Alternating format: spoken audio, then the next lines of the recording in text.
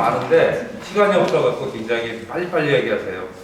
경상도 사투리로 얘기해서 어떻게 보면 통역이 필요할 경우도 간혹 있는데 요즘 많이 발음이 좋아지신 겁니다. 저희 한겨레 평화통일포럼, 안산통일포럼으로 시작했을 때 아마 가장 오래된 강사님이시죠 지금? 그래서 제일 많이 오셨고 제일 듣기도 많고 우리가 필요한 얘기, 정말 알아야 될 얘기를 바닥부터 알려주십니다. 그래서 저도 빨리 여러분께 강의를 들려드리는 게 도리인 것 같아서 우리 선생님을 먼저 모시도록 하겠습니다. 제31기 평화통일 지도자과정 2강 행복한 평화 너무 쉬운 통일이라는 제목하에 오늘 강의가 이루어집니다. 우리 김재양 선생님은 지금 가장 애타신 분 중에 하나예요. 이번 정권이 들어서면서 현재 개성공업지구 지원재단 이사장이시면서 개성공업지구 관리위원회 위원장입니다. 이번 정권 들어서면서 제일 먼저 아마 내세웠던 우리 국가의 관계를 개선하고 개성공단을 열기 위해서 노력을 했는데 2017년에 시작이 됐는데 지금 3년째 7, 8, 9 4년째인가요 벌써? 아무것도 이루어지지 못한 이제 8, 9, 10이니까 3년이 만 3년이 돼갑니다. 그래서 아마 어떻게 보면 다른 어느 누구보다도 책임감과 조바심이 많이 나실 것 같은데 그런 이야기들도 같이 나누고 아마 여러 가지 얘기를 전해주실 것 같습니다. 김진향 TV라고 이렇게 치면은 유튜브 채널을 운영 중이십니다. 전 대통령 비서실 통일외교안보정책실 행정관이셨고 2008년부터 11년도까지는 개성공단 관리위원회 기업지원부장으로 개성공단에 대해서는 우리나라에서 어느 누구보다 제대로 알고 있고 제대로 그곳에서 일을 하셨던 분입니다. 저서는 여러 개가 있는데요. 여러 권이 있는데 우리 함께 살 수 있을까? 2019년도에 나온 평화로 가는 북맹 탈출 안내서. 오늘 아마 북맹이라는 단어가 좀 많이 나올 것 같아요. 이거에 대해서 우리가 많이 고민하고 함께 했으면 좋겠습니다.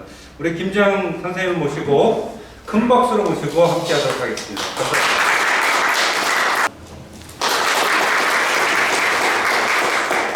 거리가 좀 있기 때문에 마스크 저는 좀 벗고 얘기하도록 하겠습니다. 선생님들은 너무 좁게 붙어 있으니까 이게 많이 기억이 있는데요. 이쪽으로 오셔도 될 것 같은데 이쪽 사면에서 얼굴이 보일지 모르겠습니다.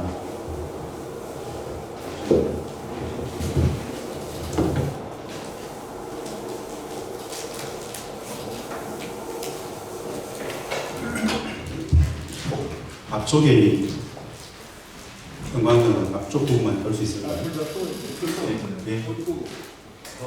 네. 네. 이 정도면 충분할 것 같습니다. 날씨가 엄청 갑자기 추워진 것 같습니다. 서울서 내려가지고 잠시 앞쪽에 있는 공원을 한 5바퀴 걸었는데 진짜 초겨울인가 싶을 정도로 바람이 찹니다. 한 분 한 분 대표에 되어서 진심으로 반갑고요. 저한테 개인적으로 안산은 조금 남다른 독특한 곳입니다. 아까 이천환 선생님께서 소개를 하셨는데요. 안산통일포럼 시절 현 31기가 있기까지 전국에서 가장 모험적으로 통일평화교를 운영했던 그 오랜 시간 이전에 안산에서 제가 강의를 시작하면서 대중 강연을 작심하고 해야 되겠다라는 생각을 했던 그런 계기가 있는 곳입니다. 2003년 1월 1일 날 노무현 정부 인수위에 결합해서 이후 5년간 참여정부에서 청와대에서 NSC라든가 통일경정책실에서 남편 국장 그리고 비서관을 해서 드렸습니다. 어떻게 하다 보니까 제 전공 영역이었던 북측체제를 직접 그 속에 들어가서 연구를 해봐야 되겠다는 그런 좀 개인적인 생각도 계속해서 2008년 2월부터 직접 당시만 하더라도 남북관계의 상징은 북측단 개성에 개성공단이 가동이 되고 있었습니다. 그래서 자진해서 개성공단에 들어가서 개성공단에서 발생하는 북측과의 모든 협상들을 전담하는 협상단에 나가 있었습니다. 그 이전에 학자로서 북측을 연구했던 학자의 입장에서 봤던 북측 내지는 5년간 청와대에서 남북한 국장과 비서관을 하면서 다양했던 그 장관급 회담이라든가 경추위, 14 이런 공적인 단위에서 북측을 만나는 이런 경험 말고 일상적 생활 속에서 만나는 북측의 당원들, 북측의 관료들, 그리고 기업 현장에서 늘 함께 보게 되는 북측의 노동자들, 그 일상을 들여다보면서 관념적으로 알고 있었던 북에 대한 여러 많은 사회주의가 어떻다, 집단주의가 어떻다, 사회작동 운영의 원리가 어떻다 이런 부분들을 현장에서 직접 보면서 참 많은 것들을 몸소 체험하면서 공부를 하게 됐죠. 그러면서 학자 입장에서 맞닥뜨렸던 북측은 매일매일 새롭고 매일매일 충격이었습니다. 그 새로움과 충격이라는 것은 다른 게 아니고요. 기존에 우리가 알고 있었던 북측의 이미지, 우리들의 상식 속에 있는 북측과 좀 다르더라 이겁니다. 많이 다르죠 사실. 그런 것도 어떤 것들이냐, 우리가 인식하든 인식하지 못하든 북측은 분단체제, 즉 휴전협정, 전쟁을 쉬고 있는 상황 속에서 광의적으로는 전쟁 중에 있는 북은 그냥 상대방, 북은 에너미, 군사적 적입니다. 적.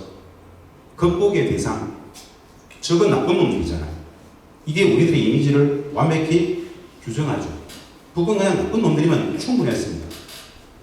그런데 헌법적 가치에 평화와 통일이 박혀 있습니다. 평화와 통일을 진짜 진중하게 접근해 보려면 단순한 정치 군사적 적으로서의 북이 아니라 실제 음존하는 북, 그 체제의 메커니즘이라든가 그 사회 가치관이라든가 그 사회 작동 원리라든가 북측 사람들의 생활 양식이라든가 있는 그대로의 북을 볼 수 있어야 되는데, 알아야 되는데, 사실은 이 분단체제는, 적대적 분단체제는 그런 것들을 거의 허용하지 않습니다. 용납하지 않죠. 단순하게 말씀을 드려보겠습니다. 우리가 평생을 살면서 북에 대해서 긍정적인 뉘앙스 이야기를 들어본 적 있습니까? 그런 거는 용납하지 않는 게 바로 분단체제입니다. 왜냐? 적이니까. 적을 이롭게 하면 안 되지 않습니까? 그강보단 악으로만 늘 가르쳤잖아요. 근데 그게 다가 아니더라 이거죠. 북한 학자인 저도 참으로 많은 처분이 허상들을 쫓았죠, 사실. 안에서 보면서. 그러면서 만들었던 단어 하나가 아까 우리 이천환 선생님께서 말씀하셨던 북맹이라는 단어입니다. 북맹. 우리가 문맹, 큰 맹은 다들 아시잖아요. 북맹은 맞습니다. 북을 모르는 북에 대한 무지, 북에 대한 보편적인 무지, 북에 대한 총체적 무지, 북에 대한 무지를 북맹이라고 그냥 제가 이름을 지어봤습니다. 그 북맹은 어떻게 만들어지는가? 분단체제를 아주 모범적으로 살면 다 북맹이 됩니다. 다 북맹입니다, 사실은. 북한 학자라고 북맹이 안 될 수 있겠습니까? 분단체제가 북한 학자라고 다르게 할 수 있겠습니까? 아닙니다. 똑같습니다, 사실. 수준의 차이가 있을 뿐이죠. 대부분 북맹이다 이거죠. 근데 진짜 음주라는 남북관계 속에서 북을 온전히 제대로 알아야, 평화니, 통일이니, 대북 정책이니 제대로 적실성 있게 대책과 정책을 만들 수 있지 않겠습니까? 북을 모른다. 백전백패하죠, 정책은.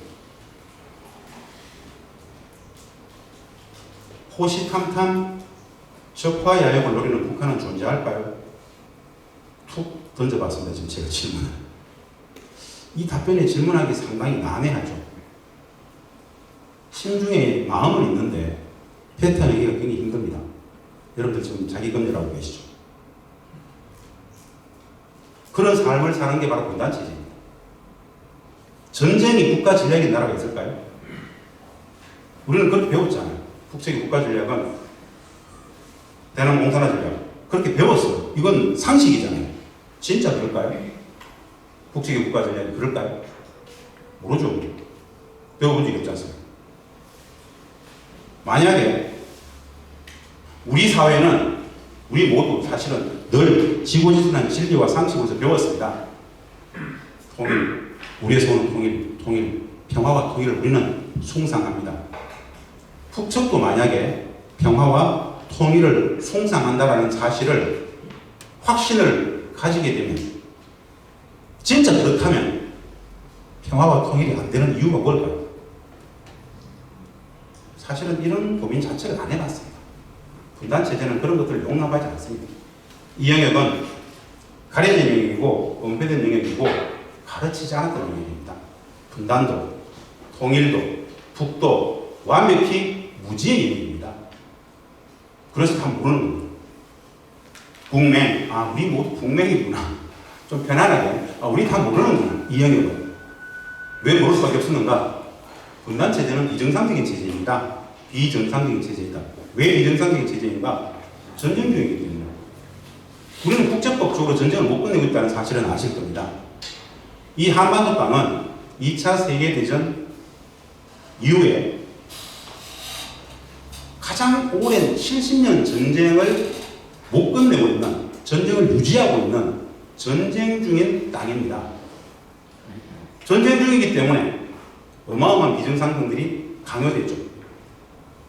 소위 말하는 안보의 논리 속에서. 그 비정상성의 기본 물적 토대는 분단체제와 전쟁 상황입니다.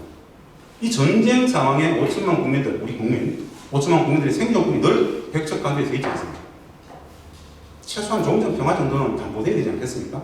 그런데 종전 평화협정조차도 우리 사회 속에서는 말이 굉장히 많습니다. 최근에 종전선언을 둘러싸고 굉장한 논쟁들이 있죠. 종전을 해야 되는 말인데 이걸 가지고 논쟁을 해요. 솔직히 말씀드릴까요? 제정신입니까? 전쟁은 끝내야죠. 논쟁의 여지가 없는 거예요. 근데 그걸 가지고 논쟁을 해요. 이게 바로 비정상적인 분단체제의 한 단면이죠. 양안에 우리가 분단체제가 북맹을 일반화합니다. 근데 우리는 분단체제를 말입니다. 북맹만 만들었습니까? 우리가 어릴 때부터 우리의 소원은 통일, 우리의 소원은 통일이라고 늘 노래는 배웠는데 통일에 대해서 제대로 배운 적은 있을까요? 솔직히 한번 곰곰이 기억을 되살려 보십시오.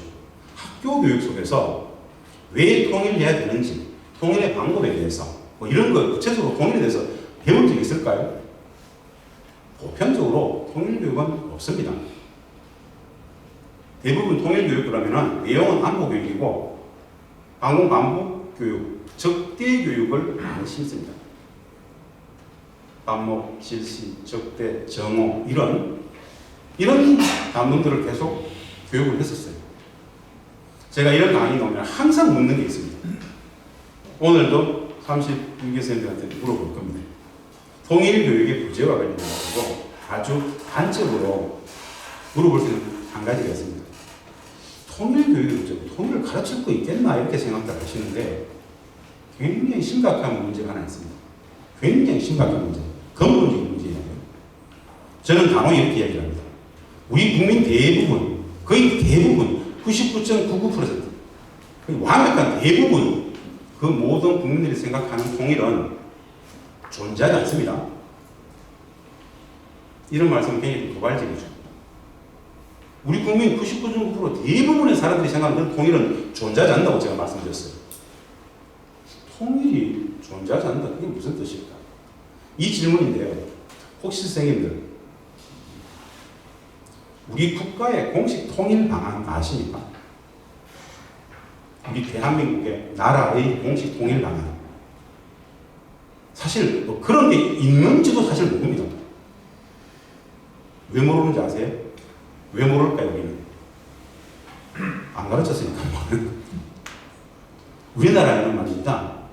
놀랍게도 지금부터 31년 됐습니다.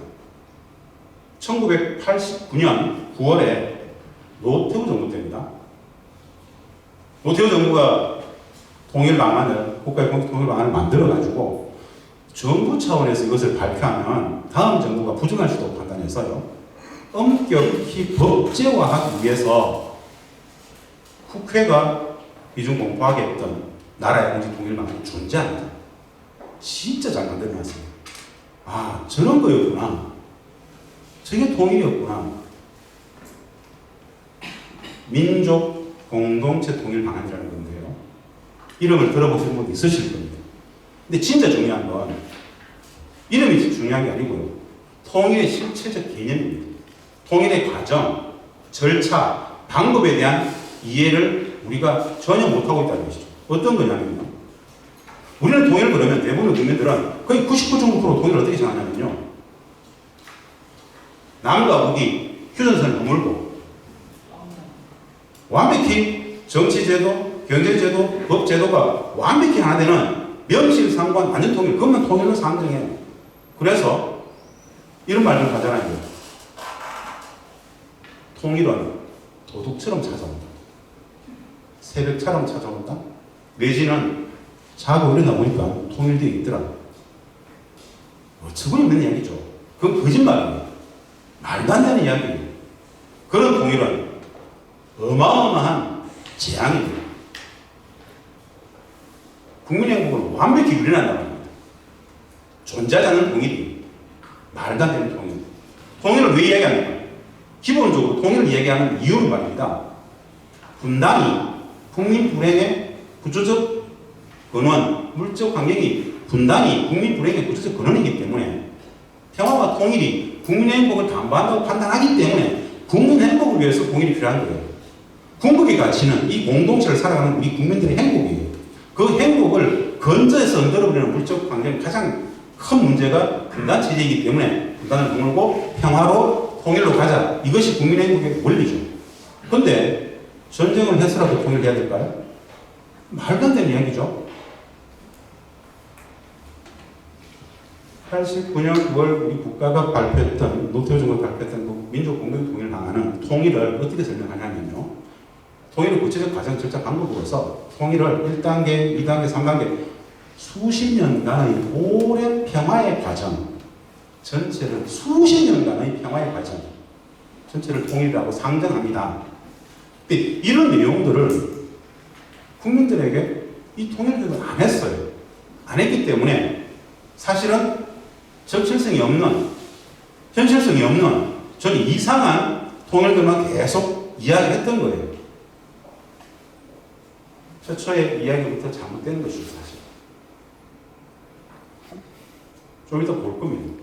그러면 우리가 분단은 안 할까요? 우리 모두 분단을 살아가잖아요. 내 개인과 내 가족과 우리 공동체는 이미 우리가 태어났을 때 분단되어 있었습니다. 분단을 살아가고 있어요. 늘 그랬던 것처럼 분단을 살아가고 있습니다. 질문 한번 던져보겠습니다. 이 분단으로부터 자유로울 수 있는 사람은 단 한 명도 없어요. 우리들의 삶은 100%, 200% 분단 체제로부터 규정받고 있습니다. 근데 왜 분단되었죠? 내 삶을, 내 가족의 삶을, 이 공동체의 삶을 완벽하게 규정하는 분단인데 왜 분단되었는지 우리 배웠습니까? 잘 모르겠어요. 힘이 없었어요. 남북이 이념 갈등 때문에 뭐 이런 파편적인 이야기들만 들었어요. 70년 전의 이야기에 왜 모를까요? 우리는? 당연한 이야기입니다. 안 가르쳤잖아요. 안 가르쳤어요. 매우 불편한 짓입니다. 오늘 제가 선생님들하고 나눌 이야기가 이 이야기들입니다. 분단은 무엇일까? 통일은 뭐지? 우리가 마주하게 됐죠. 삐지리, 루즈, 혐오의 대상이었던 북, 직접 만나보면 저 사회는 어떻게 작동되어요? 분단 유소 인사들이 매일같이 이야기하는 거 말고 엄존하는 북, 엄존하는 북, 실제하는 북에 대해서 한번 인식을 넓혀갈 수 있는 그런 시간이 됐으면 좋겠습니다. 70년 분단 체제입니다. 제가 늘 이야기하는데요. 70년 역사의 분단 체제를 2시간, 3시간 정도에 이야기할 수 있을까요? 그건 엄청난 폭력입니다. 불가능한 겁니다. 동기부여 정도, 문제의식을 가지는 동기부여 정도를 저는 던지고자 합니다. 이 영역이 진짜 어마어마하게 가장 기본적으로 우리 공동체의 기본, 건강에 대한 이해이기 때문에 누구나 반드시 기본적으로 알아야 될 영역이었는데 그것을 왜 안 가르쳤을까? 왜 그랬을까에 대한 문제의식을 한번 가져보십시오. 분단의 뿌리를 찾아가다 보면 반드시 나오게 되는 게 35년 식민지배와 일제히 주부 그 문제가 또 대두됩니다. 분단체제. 그 이야기들을 드리는 건데요. 제목을 제가 행복한 평화, 너무 쉬운 통일로 잡았습니다. 동의가 되세요? 어느 분은 거기가 끄떡끄떡하고 어느 분은 안 된다고 얘기하는데 행복한 평화는 충분히 동의가 되시잖아요. 예? 너무 쉬운 통일인데 동의가 안 되죠. 왜 동의가 안 되는 줄 아세요? 통일을 모르잖아요. 저 통일을 모르기 때문에 동의가 안 되는 거예요. 통일을 알면 진짜 쉽습니다. 그 말씀을 드리고 싶은 거예요. 진짜 쉽습니다. 고기 한번 끄떡일 수 있으면 그게 실제로 통일의 다일 수 있습니다. 말장난 아니고요. 진짜 말장난 아니고요. 고기 한번 끄떡일 수 있는 마음이면 그 마음으로 평화가 시작되고 통일도 완성됩니다. 그 말씀들을 드리고자 합니다. 시간이 되면 개성까지 할 건데 이순환 회장님 다음에는 개성문안과 한반도 평화 경제는 별도로 특강을 제가 시간을 할애해서 할 수 있도록 기회를 주십시오. 이 많은 이야기를 제 생각에 담는 것은 역부족일 것 같습니다. 일단 먼저 분단을 보고 통일을 보면서 전체적으로 통일 문제를 이해하기 위해서는 3대 영역을 이해하시면 됩니다. 기본 이해입니다. 통일의 개념 과정을 보고 분단의 원인, 분단의 과정, 분단이 어떻게 유지되는 거 분단을 보시면 되고요. 본질을 들여다보면 이제 우리가 마주하게 될 북, 분단 통일 북 정도만 터치할 수 있으면 기본 인식 정도, 문제의식은 가져주지 않겠는가 싶어서 압축적으로 말씀을 드립니다. 제가 카이스트 미래전략대학원 있을 때 미래전략대학원생들은 가장 많이 배웠던 내용이 통일의 개념은 사실은 1시간이면 충분합니다. 개념 정도 얘기하는 겁니다. 분단을 진짜 보셔야 됩니다. 우리가 삶을 살아가는 분단의 본질, 기원, 분단 체제가 어떻게 유지되는지, 분단이 되는 어떤 것들인지, 이 많은 것들, 분단을 본다고 합니다. 그걸 가장 많이 저는 할애하는데요. 오늘은 세 영역을 나눠서 볼 수 있도록 하겠습니다. 문제제기, 통일교육 부재. 통일교육을 하지 않았기 때문에 다 모두란 이야기를 제가 말씀드렸습니다. 이건 다 마찬가지입니다. 똑같습니다. 이 영역은 학자나 전문가나 비전문가나 학자나 별 차이가 없을 정도로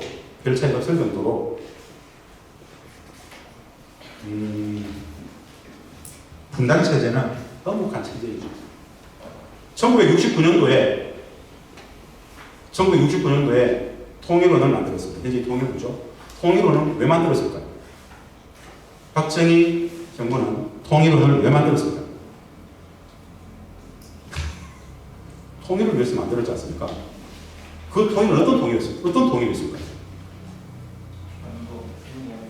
우리가 북측을 걷고 가는 통일입니다. 북측을 걷고 가는 통일. 상호존중 공동 공익이 아니라 우리가 북을 잡아먹는 통일이었어요. 북한학은 어떻습니까? 저 북한학자라고 이야기합니다. 최초에 우리 국내에 들어왔던 북한학은 왜 어떤 이유에서 북한학이라는 것들이 처음에 최초에 논거가 되어 있을까요? 공동 공영과 통일 평화를 위해서. 분단체제는 호락호락하지 않습니다. 통일교육 부재를 제가 말씀드리면서 분단체제는 통일을 향했다라는 문제를 던지면서 이야기를 드릴 건데요. 먼저 가장 간단한 거니까 이건 기본 개념이니까 우리가 쉽게 이해할 수 있으니까 보고 넘어가겠습니다. 올해 초에 우리 서울시 교육청에 일정 연수에 들어가신 통일교육 담당 선생님들, 윤리, 도덕 담당한 선생님들 대상으로 통일이라는 말을 들으면 어떤 기분이 드시나요? 라고 한번 물어봤어요. 통일이라는 말을 들으면 어떤 기분이 드시나요? 선생님들의 반응입니다. 50%가 불안하다는 말씀을 드렸어요. 통일교육을 담당하시는 선생님들이 통일이라는 말을 들으면 불안하대요. 저는 이거 보고 진짜 참혹했습니다. 일반 선생님들이 아니라 통일교육을 담당하는 선생님들이 통일이라는 말을 들으면 불안하대요. 어마어마하게 치명적이죠. 그분들도 통일의 실체적 개념에 대해서 잘 모르고 있다는 것이죠. 화난다고 했어요. 슬프다, 무관심하다, 희망적이다. 글쎄요. 저는 이걸 보고 진짜 놀랐었어요. 이거는 서울교육청 일정이 없었는데요. 40년 응답 또 다른 팀에서 이렇게 나왔어요. 30% 불안하다. 30% 희망적이다. 선생님들이 통일에 대해서 이런 생각을 하는구나. 저는 통일의 개념과 과정에 대해서 우리가 참 전반적으로 이해도가 떨어지는 거라는 생각을 했었는데요.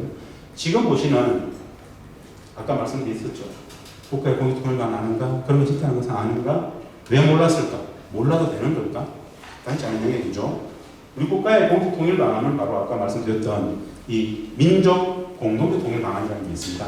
이런 정도는 전국에서 가장 모범적인 통일교육 아카데미를 하고 있는 이 안산에서 31기 교육생으로 들어왔으면 말입니다. 이것 정도는 꼭 기억하십시오. 개념과 과정에 대해서 가장 중요한 포인트일 수 있습니다. 진짜 중요한 것은 이런 거라고 말입니다. 89년 9월 국회가 비준 공포했기 때문에 엄격히 법제화하겠어요. 비준 공포했기 때문에 그 이후로 31년간 이 나라의 공식 통일 방안입니다. 다만 슬프게도 국민들이 모른다면 통일교육을 해야죠. 공무원들부터 생각 진짜 전면적으로 이걸 가르쳐야 됩니다. 두 번째 중요한 것. 통일의 실체적 개념입니다. 통일의 과정에 대해서 설명드리겠습니다. 이 국가의 공식 통일 방안은 민족 공동 통일 방안을 말입니다. 통일을 어떻게 설명하느냐? 1단계 화해 협력의 단계를 최소한 한 20-30년은 하자는 거예요. 화해 협력. 남과 북이 철저히 상호 존중하면서, 즉 체제와 제도의 다름을 상호 인정하고 존중하면서 화해 협력하고 인적 교류하고 사회문화 교류하고 경제협력하고 남북 경협, 개성난 같은 거 하면서 서로가 서로를 완전히 알아가자. 그 과정에 분단 체제의 법제적 근거가 될 수 있는 한 축인 전쟁 상태 유지, 이 휴전 상황. 이건 최소한 종전 평화협정을 체결하자. 구조적으로 전쟁이 일어날 수 없는 상황을 만들어버리자. 평화협정을 체결하고 전쟁의 휴전협정의 주인 주체인 휴전협정의 주인 주체가 아시다시피 미국, 북한, 중국이잖아요. 실질적으로는 북미라고 하면 되겠죠. 미북, 북미. 이 북미가 휴전협정을 평화협정을 대체하고 정치적으로는 대사급의 외교적 관계를 수립하는 정도. 워싱턴에 북한의 대사관이 나와있고 평양에 미국의 대상이 아닌 정도, 정상적인 나라와 나라의 사이를 관계를 설정하는 것, 이 정도를 화해협력의 완성체인 평화체제가 수립되었다라는 정도로 봅니다. 분단체제에 상응하는 개념으로 화해협력의 완성체를 평화체제가 완성됐다라는 표현으로서 쓸 수 있습니다. 여하튼 간에 화해협력은 이런 과정을 통해서 수십 년간의 화해협력 평화의 과정입니다. 이 과정이 길면 길수록 저는 좋다고 봅니다. 70년 분단체제를 살았어요. 체제와 제도가 일정 부분 다르고 생활 양식과 가치관과 좀 다릅니다. 그거를 상호 만나서 교보작을 하면서 마음껏 서로 배우는 과정들, 익히는 과정들. 사실 그러면은 이 정도면은 실질적인 통일과 별로 다른 거 없습니다. 여하튼 간에 1단계 화해협력 단계를 거쳐서 이것이 되면 다음 2단계로 가자. 2단계는 남북연합의 단계입니다. 남북연합은 여러분 연합제라는 말은 지금 생생하게 처음 들으신 분도 있겠지만 연방제라는 말을 들어보셨죠? 미국 연방제잖아요. 연방제의 특징은 주정부가 있고 연방정부가 있는데 연방정부가 외교권과 국방권을 가져가죠. 우리 연합제는 말입니다. 남북 양 지역 정부를 그대로 두고 이 지역 정부가 외교권과 국방권을 그대로 다 갖고 있는 겁니다. 똑같은 거예요. 남북 양 지역 정부를 그대로 두고 이 양 지역 정부가 정치권, 외교권, 국방권을 그대로 가지고 있고 상위에는 연방정부가 아니라 세 개의 회의체를 운영하자는 겁니다. 그 세 개의 회의체가 뭐냐면 남북 정상회의, 남북 강요회의, 그리고 국회의 성격을 가지는 남북 평의회. 남북 평의회 국회는 남북 각 100명씩 200명으로 남북 평의를 운영하자는 건데요. 이 남북 정상회의와 남북 강요회의와 남북 평의회가 나라의 장기적인 통일 문제를 논하자 이런 겁니다. 사실 이거 남북이 신뢰관계만 있으면 언제든 할 수 있는 거죠. 사실 이 남북연합을 또 수십 년 하다가 우리 모든 국민들이 보편적으로 생각하는 그 통일 있죠. 완벽히 하나로 만드는 통일 있지 않습니까? 그것은 화해를 거쳐서, 연합을 거쳐서 진짜 명실상부한 완전 통일을 할 수 있다고 판단했을 때 그 시대를 살아가는 후대들이 자유로운 그 선거를 통해서 완전 통일을 결정하게 하자. 이게 마지막 완전 통일의 순간입니다. 그 완전 통일 이후로 평화가 더욱더 제도화 고착화되는 거겠죠.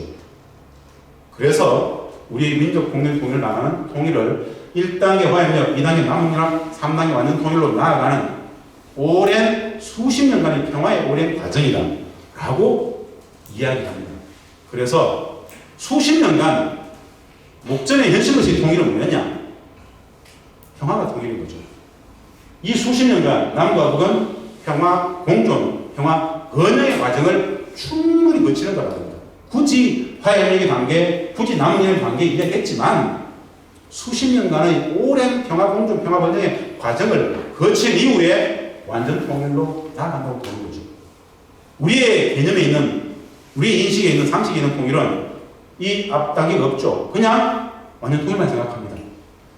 그것이 가능한 데서는 가능할 수 있는 방법은 전쟁밖에 없습니다. 지향이죠, 지향. 70년간 달리 살았던 남과 북이 하루아침에 합쳐진다? 가능할 수 있겠습니까? 30년, 40년 같이 사는 부부도 매일 싸우는데 이거는 불가능합니다. 그런 이론은 가능하겠지만 현실적으로 불가능한 거예요. 그래서 이미 89년 9월 정부는 이것을 국가의 공식 통일 방안으로 수립했고 올렸습니다. 자, 한 가지만 팁을 드리겠습니다.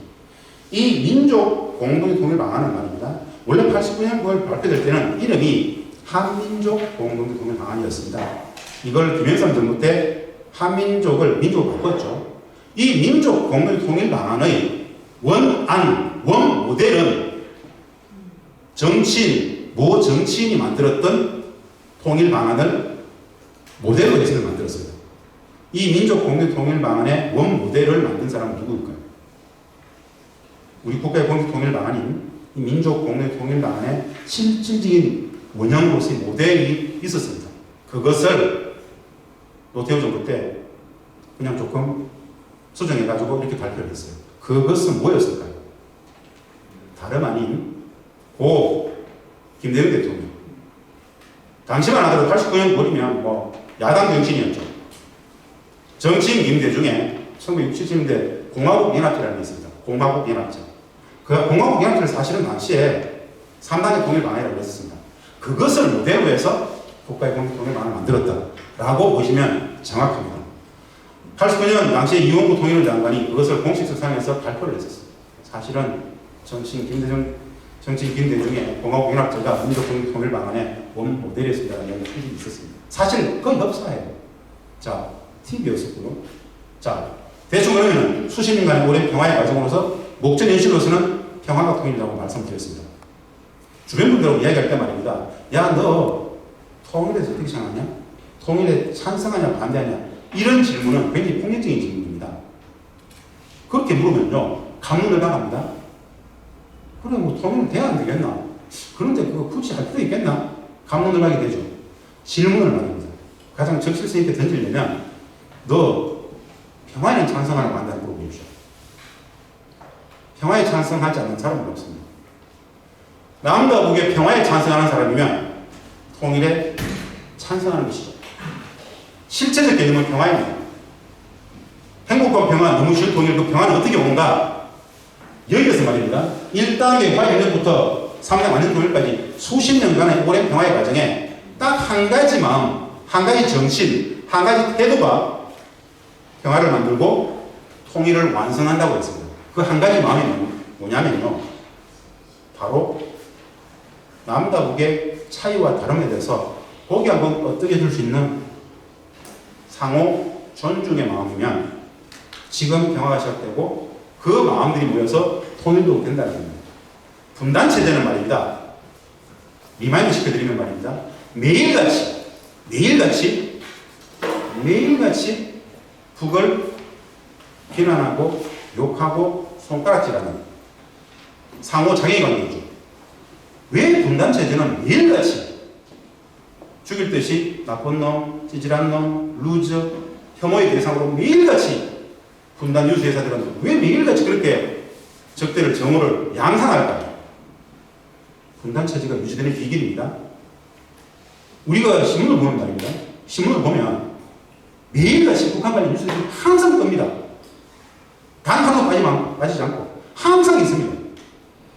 모든 뉴스는 결국 북한 나빠, 찌질한 것들, 루저들, 혐오를 만들어냅니다. 우리가 매일같이 일본을 욕하나요? 우리가 매일같이 중국을, 미국을 비난하나요? 왜 우리는 매일같이 그 분단 뉴스 회사들은 북을 혐오하게 할까요? 그 시간에 다른 기사를 써도 되지 않겠어요? 왜 그럴까요, 그들? 그거 쓰면 돈 줍니까, 누가? 돈 줄 것 같아요? 한번 곰곰이 생각해 보겠습니다. 한반도 분단이 국제정치적 관계로 본다라면 이 영역은 굉장히 중요합니다. 왜 우리가 소위 말하는 보수론이라고 그러죠.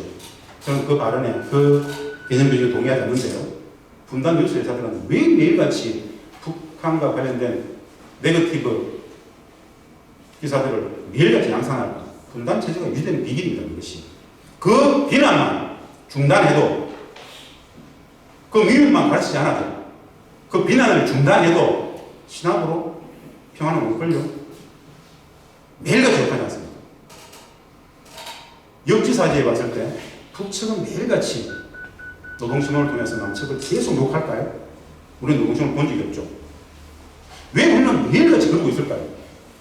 체제로서의 분단이 작동되어지는 메커니즘입니다. 여기서 질문. 걔들은 왜 그러죠? 진짜? 한번 곰곰이 생각해 보십시오. 진짜 곰곰이. 자, 다시 돌아옵니다. 이 수십 년간의 오랜 평화의 과정, 상호 존중의 마음이면 이건 다른 게 아니에요. 다른 것 차이에 대해서 고개 한번 들으시는 마음, 다양성 존중의 마음, 그 반이면 된다고 얘기합니다. 진심으로. 우리 안산에도 다문화 가정이 많지 않습니다.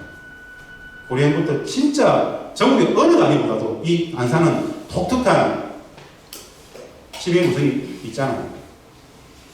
그 다문화 가정들을 다양한 존중의 관점에서 거기 한번 끄덕이면서 다 우리 존중합니다. 그 마음에 반이면 됩니다. 왜 반이면 되느냐? 북측은 단언컨대 다문화가 사실 아닙니다. 말도 거의 비슷하고요. 무엇보다도 정서가 같아요. 아, 이래서 같은 민족이라고 그랬구나. 5,000년을 함께 살고 실수를 내려 살았다. 사실 아무것도 아니라는 거예요. 그것을 개성공단 14년간 남과 북이 같은 공간에서 늘 느꼈던 거예요. 따로 배우지 않더라도 처음 만나봤는데 한 달 지나보니까 똑같더라. 진짜 다른 게 없더라. 그래서 만나보면 알게 된다는 것이죠. 다문화가 아니더라. 그래, 그럴 수 있어. 이 마음이면 평화가 시작되고 그 마음들로 오늘도 완성된다는 건데 너목한 분단체제는 그것을 용납하지 않죠. 매일같이 적대를 만들어냅니다. 매일같이. 만들어지는 적대는 진짜 많습니다. 그 말씀을 국가의 공식통을 나누면서 말씀드립니다. 두 번째, 우리가 몰랐던 것. 혹 선생님들은 남과 북은 이미 합의한 통일 방안이 있다라는 사실을 들어본 적 있나요? 남과 북은 이미 합의한 통일 방안이 있습니다. 근데 국민들은 잘 모릅니다. 마찬가지로 통일 교육을 하지 않았기 때문에. 남과 북은 언제 통일 방안을 합의했는가? 바로 2000년 6.15 공동선언 2항에서의 합의입니다. 남과 북은 나라의 통일 문제를 남측의 연합제한과 북측의 낮은 단계의 연방제한이 서로 공통성이 있다고 인정하고 이 방향에서 통일을 지향하기로 하였다. 어마어마한 합의입니다. 남과 북은 남측의 연합제가 뭐죠? 화해를 거쳐서 연합까지 가자는 겁니다. 여기까지 합의가 됐다. 북측에는 말입니다. 북측에는 낮은 단계의 연방제라는 개념은 존재하지 않습니다. 연방제라는 개념만 존재합니다. 우리 연합제는 확고하잖아요. 이 이야기를 좀 드리겠습니다. 여하간에 남과 북은 2000년 6.15 공동선언 2항에서 통일 방안을 합의했는데 그 통일 방안 합의가 큰 틀에서 우리 국가의 공식 통일 방안인 민족 공동의 통일 방안에 입각해 있더라 라고 이야기해도 무방합니다. 왜냐? 북측에는 실질적으로 낮은 단계 연방제는 존재하지 않기 때문에 북은 연방제가 있습니다. 남측의 연합제 안에 상응하는 개념을 찾다가 자기적으로 만든 나무가 낮은 단계 연방제라는 개념입니다. 그러면 이 6.15 공동선언을 가가지고 며칠 만에 합의했을까요? 없었던 낮은 단계라는 개념을 며칠 만에 찾았을까요? 아닙니다. 역사적 맥락이 있습니다. 사실 이 6.15 공동선언 2항에서의 통일 방안 합의는 이미 그 이전 시기에 남과 북이 어마어마한 통일 방안을 실질적으로 합의했던 그 안을 가지고 6.15 공동선언에서 합의했던 겁니다. 그 사건이 뭐냐? 기억이 나실지 모르겠습니다. 1989년 문익환 목사가 북측을 방문했죠. 기억나십니까? 그 당시에 문익환 목사는 전민현 상임 전면 대표에서 올라가가지고 북측 김일성 주석을 만났고 이 통일 방안을 경론을 벌였습니다. 북측의 연방제는 남측에서는 말도 못 꺼낸다. 논리적 타당성을 떠나서 남측에서는 연방제 연자만 나와도 무조건 거부한다. 안 된다. 그래서 연방제보다 좀 더 낮게 연합제를 얘기합니다. 사실 연합제를 얘기합니다. 그것을 북측의 허담과 문익환 목사가 합의를 해요. 사실 그것은 정부와 정부의 합의가 아니었어요. 그것을 노력한다는 거죠. 그 안을 가지고 사실은 2000년 6.15 공동선언에서 큰 틀에서 정부와 정부가 통일 방안을 합의하게 됐던 사건 계기였습니다. 역사적 맥락이 있단 말입니다. 이한 간에 이런 역사적 맥락을 떠나서 남과 북은 이한 간에 화해를 거쳐서 연합까지는 가자라는 큰 틀에서 말입니다. 그런 통일 방안에 대한 합의가 있다는 것이 엄청난 거다 말입니다. 애석하게도 북측은 6.15 공동선언 전체를 그들의 국회의 성격을 가지고 있는 최고인민회의에서 국가적 전략으로서 채택을 했습니다. 6.15 공동선언은. 우리는 김대중 대통령은 당시에 여소야대 정국에서 아예 국회 비준 동의 제초를 못했습니다. 왜 북측은 무슨 일이 있을 때마다 6.15 시대로 돌아가자, 6.15를 계속 강조하느냐? 6.15 공동선언은 5개항밖에 없어요. 합의된 게. 우리 민족끼리 자주적으로, 남과 북이 우리 민족이 자주적으로 풀어가자. 이 2항의 통일 방안 합의. 4항은 민족 경제의 균형의 발전을 위하여 남북 경협을 하자. 이런 것들. 남과 북의 통일 관련된 4개에 대한 합의였습니다.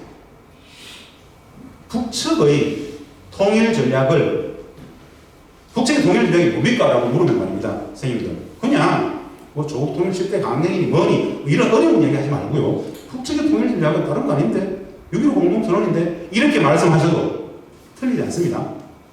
다 들어가 있어요. 특별한 게 아니에요. 우리가 네이버에서 다음에 그냥 처음으로 되는 그것이 북측의 국가 전략, 통일 전략이에요. 그런데 우리는 그 전략조차도 모른다는 것이죠. 통일 방안도 모르고 남북이 합의한 통일 방안이 큰 틀에서 민족 공동 통일 방안 1, 2단계 입각해 있다는 걸 사실 모른다는 것이죠. 여기서 말입니다. 놀라운 사실은 남북연합까지 큰 틀에서 남북연합까지 합의했다는 이야기는 다 합의한 거죠. 우리 국가의 공동 통일 방안은 말입니다. 완전 통일은 어떻게 합니까? 연합체까지 가면 완전 통일은 진짜 완벽히 하나로 합칠 수 있다고 판단했을 때 정치, 경제, 법 모든 것을 하나로 합칠 수 있다고 판단했을 때 그 시대를 살아가는 후대들이 자유로운 선거를 통해서 완전 통일을 결정하게 하자. 이게 상당히 완전 통일 순간이잖아요. 그러면 연합까지만 가면 다 된 거죠. 통일의 방향, 과정, 절차, 방법, 합의된 방안이 있다는 이것을 우리 국민들이 온전히 제대로 이해할 수 있도록 기본 교육만 한다면 1년에 말이에요. 1년에 초중고에서 딱 1시간만 이 통일 방안과 6.15 공동선 2항의 합의 이런 부분들에 대해서 이야기하면 통일의 실체적 개념이 평화군은 평화번영의 수십 년 과정 평화가 실체적 통일이라고 그러면 대부분 이해를 쉽게 할 겁니다. 왜 우리 아이들이 통일에 대해서 굉장히 베이직인가? 외국들 통일 방안을 이해하고 있잖아요. 북한이 동기하고 우리가 뭐 저거 하고 커줘야 되고 내 통일 세금 내야 되고 이런 말도 안 되는 이거 우리가 하나로 합친다고? 굳이 합칠 필요 있을까? 내가 왜 저 지난 것들하고 합쳐야 돼? 이 복잡 다양한 인식들이 난 그런 통일 안 할래 라는 인식을 갖게 했죠. 그렇다면 제대로 가르쳐야 돼요. 제대로. 그 통일 교육이 없이 요즘 청년들이 요즘 대학생들이 통일에 관심 없어. 이것은 분노할 지점이죠. 온전히 단 한 번도 우리 아이들에게 통일 교육을 해본 적이 없다라는 겁니다. 그 이야기를 돌리면서 통일 개념에 대해서 이 정도로 설명을 마치려고 합니다. 여기서 한 가지 팁을 드리겠습니다. 우리가 진짜 많이 들었던 이야기인데 어처구니없는 담론 하나를 제가 소개를 합니다.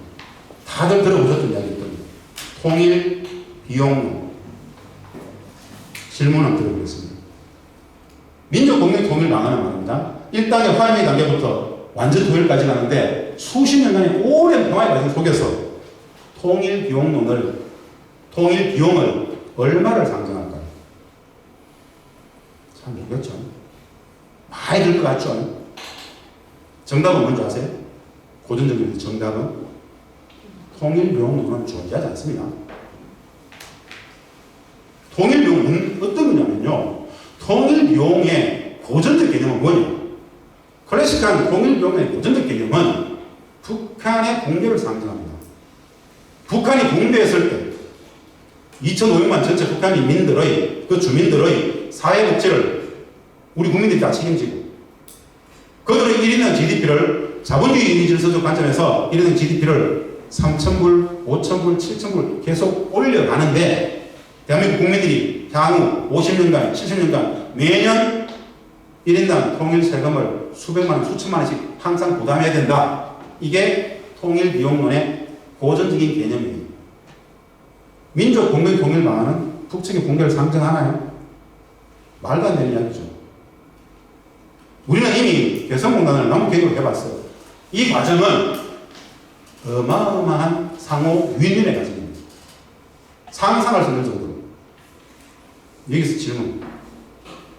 통일 비용론은 말은 통일 비용론이에요. 그런데 완벽하게 반통일 담론입니다. 국민들의 가슴 속에서 우리 국민들의 가슴 속에서 마음 속에서 통일을 다 반대하게끔 만들어버렸어요. 통일 비용론은 누가 만들었을까요? 통일 비용론을 만든 사람들.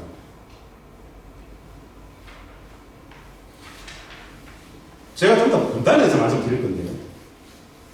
한반도 분단에 가장 결정적인 역할을 한 나라가 어딜까요? 북한입니까? 미국도 있을 것이고 소련도 있을 것이고 뭐 많은 얘기를 하시잖아요. 저는 개인적으로 확신을 가지고 얘기합니다. 이 한반도의 분단이 가장 결정적인 나라. 한반도의 분단을 기획했던 나라. 일제입니다. 일제. 그런데 말입니다. 35년 식민지배도 모자라서 분단체제를 만들었고 분단을 수립했고 이 분단을 35년 식민지배의 현재 진행 속성을 갖고 있다고 얘기합니다. 정치 권력론을 보면 그렇습니다. 진짜 중요한 거예요. 제가 그 말씀을 드리고 싶은 거예요. 통일비용론 누가 만들었을까? 통일비용론 누가 만들었을까? 일본이 만들었을까? 왜 우리는 이 사실을 모를까? 지금도 국회 입법조사처는 통일비용론을 매년 발표합니다. 제정신일까요? 지금도 보건사회연구원은 보건복지부 연구소죠. 보건사회연구원은 남과 북이 통합의 과정 속에서 북측의 보건복지 관련해서 통일비용론을 매년 발표합니다. 왜 그럴까요? 단순합니다. 그 사람들은 이거 알까요? 아니 그 사람들은 당연히 알겠죠라고 생각하시죠. 모릅니다. 어느 정도 어처구니 없는지 아시겠어요? 한마디로 쌍욕이 나오는 게 아니에요. 한마디로 제정신이 아니죠. 기본은 안 돼 있죠. 통일의 실체적 개념 과정, 국가의 공식 통일 방안, 남과 북의 합의 통일 방안, 그런 역사 잘 모르고 그냥 2,500만 살고 있으니까 쟤네들을 계산해 보는 거예요. 이래서 되겠습니까? 여기에 전문가도 있을까요? 없어요.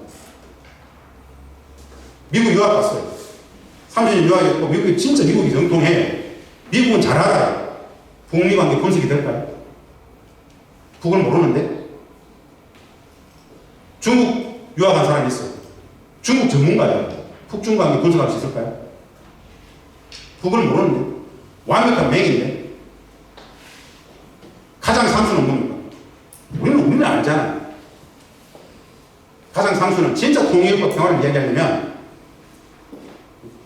북을 기본 이해하고 북의 기본 이해를 가지고 북미 관계, 북중 관계를 분석할 수 있어야 되는데 북은 그냥 꽝이에요. 그래서 분석 실패, 인식의 오류, 한계, 결론적으로 무지가 어마어마한 영역이 바로 이 영역이더라고요. 놀랍지 않아요? 이 수업을 듣고 있는 선생님들 오늘 처음 이걸 들었지만 이 파트에서 통일을 이야기하는 적지 않은 사람들이 국가의 공식 통일 방안도 모르고 통일을 이야기해요. 그 대부분의 사람들은 통일은 어떤 통일이냐? 흡수 통일이에요. 그냥. 왜 그들이 모르는지 아세요? 안 가르쳐줬잖아요. 이런 것이 있다면 조차도 문제조차도 없어요. 참혹한 이야기는 이게 우리 통일부 홈페이지입니다. 통일부 홈페이지에 상단에 통일정책, 이 상단에 통일정책을 클릭하면 통일방안, 민족공동 통일방안, 민족공동 통일방안은 우리 정부 공동 통일방안을 발칙도 쭉 나오죠. 제가 지금 설명한 내용들입니다. 이거 언제부터 통일부 홈페이지에 있었을까요? 1990년부터 30년. 근데 왜 모르죠? 어디에서 어떻게 잘못됐을까? 사실은 이 영역을 공부하다 보면요. 분통이 아니라 분노입니다. 분노. 국민들의 인식 체계를 유린한단 말입니다. 잘못된, 왜곡된 통일 교육을 계속 심어준단 말입니다. 그것이 공포예요. 그것이 사실은 재앙의 근원입니다. 개인적인 인식의 오류이면 문제가 안 됩니다. 근데 대부분 5천만 국민들의 대부분 국민들의 인식이 그렇다면 이건 재앙이잖아요. 그 통일 여론조사가 정확할까요? 100% 부정확하죠. 통일에 찬성합니까? 반대합니까? 그 통일 어떤 통일입니까? 갑작스러운 통일이잖아요. 그런 질문을 하면 안 되잖아요. 통일은 이런 겁니다. 이런 거예요. 이런 건데, 이런 건데, 이런 통일에 찬성하십니까? 이렇게 물어야 되죠. 여론조사의 맹점인데요. 여론조사를 하는 기관이나, 여론조사에 응하는 사람이나 똑같이 못 들어야 되죠. 넌센스죠. 그 영역이 바로 이 영역이더라고요. 국가의 건강한 영역인데 또 그렇다는 정도로 이 부분을 넘어가겠습니다. 상호 존중이면 되더라는 겁니다. 상호 존중.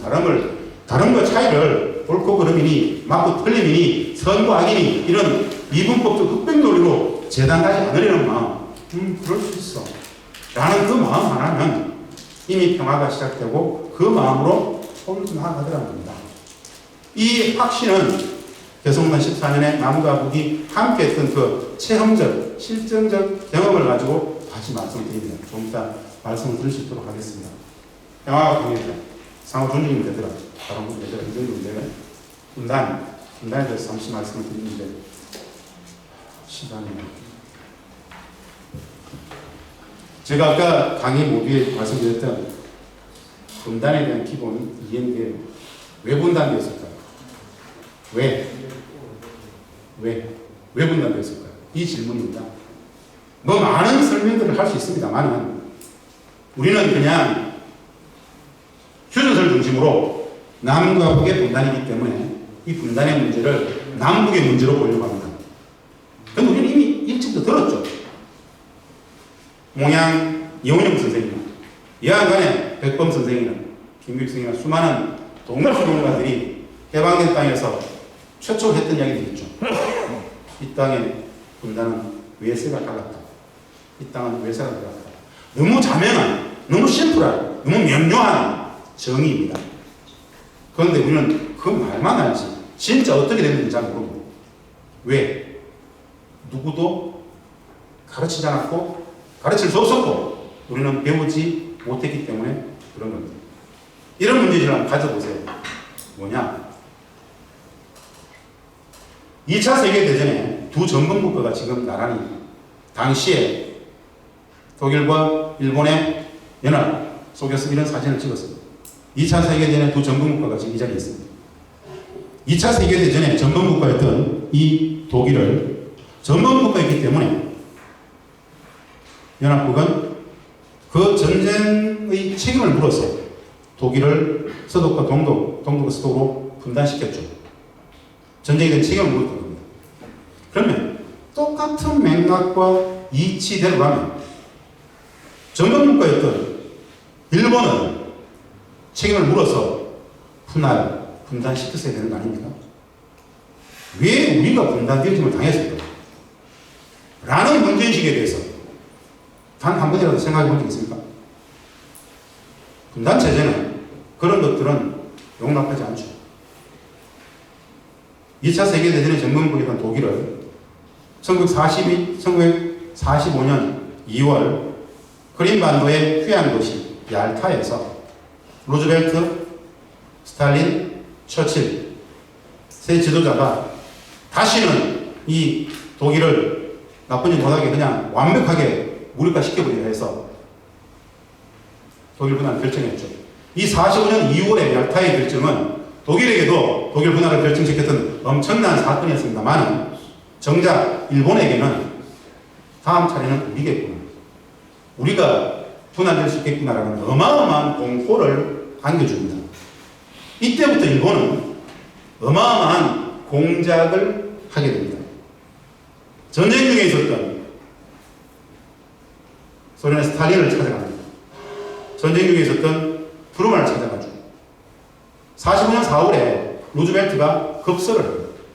부통령이었던 트루만이 대통령이 됩니다. 공작을 하죠. 그리고 전쟁 중에 있었던 태평양 사령관 메가드를 찾아갑니다. 어마어마한 공작을 하죠.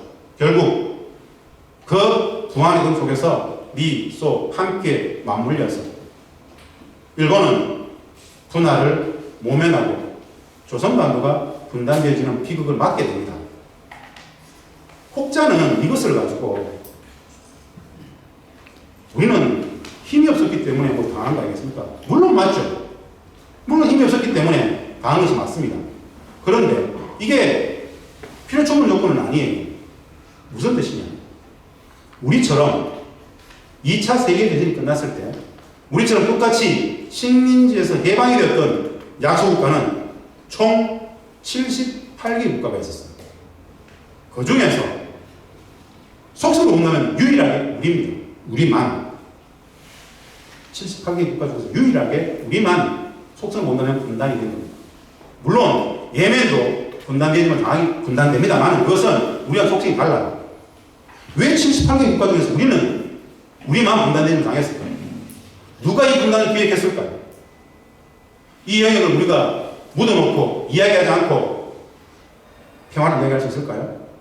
분단의 본질인데, 분단의 본질을 봐야 평화를, 통일을 만들어갈 수 있는데 이 영역은 아무도 그런 게 있었나?